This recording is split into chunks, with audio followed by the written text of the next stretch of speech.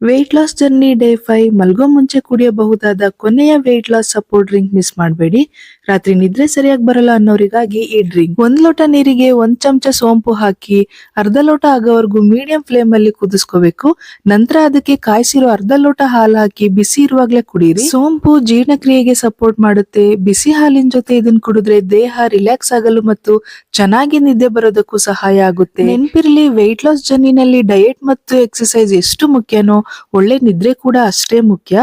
ಸಾಕಷ್ಟು ನಿದ್ದೆ ಸಿಕ್ಕಾಗ ಬೆಳಿಗ್ಗೆ ಎನರ್ಜಿ ಇರುತ್ತೆ, ಹೆಲ್ದಿ ಡಯಟ್ ಫಾಲೋ ಮಾಡೋದು ಸುಲಭ ಆಗುತ್ತೆ ಮತ್ತು ಎಕ್ಸರ್ಸೈಸ್ ಮಾಡೋಕ್ಕೂ ಉತ್ಸಾಹ ಇರುತ್ತೆ. ಹೆಲ್ದಿ ಲೈಫ್ ಸ್ಟೈಲ್ ನ ಒಂದು ಭಾಗವಾಗಿ ಈ ಡ್ರಿಂಕ್ ನ ಟ್ರೈ ಮಾಡಿ. ಆದ್ರೆ ಈ ಡ್ರಿಂಕ್ ಮಾತ್ರ ವೆಯ್ಟ್ ಲಾಸ್ ಮಾಡಲ್ಲ.